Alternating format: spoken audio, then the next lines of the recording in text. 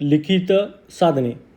सुरुवातीला आपण पाहिले होते की इतिहासाच्या साधनामध्ये भौतिक साधने, लिखित साधने आणि मौखिक साधने यांचा समावेश होतो. भौतिक साधने आपण पाहिलेली आहेत. त्याच्यानंतर आता आपण पाहणार आहोत लिखित साधने. लिखित साधने. आधुनिक भारताच्या इतिहासाच्या लिखित साधनामध्ये खालील बाबींचा समावेश होतो. लिखित बाबीमध्ये खालील गोष्टीचा समावेश होतो. कोणकोणती लिखित साधने आहेत ते आपण पाहूया. एखादी इथं छान असा चार्ट दिलेला आहे तो आपण पाहूया.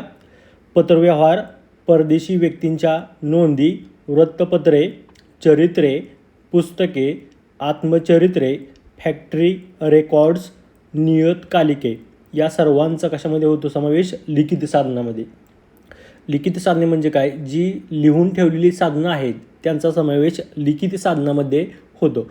आणि आधुनिक भारताच्या इतिहासामध्ये ह्या लिखाणाचा शोध लागल्यामुळे जे लिखित साधनं आहेत ती मोठ्या प्रमाणावर या ठिकाणी आपल्याला वाढलेली पाहायला मिळतील.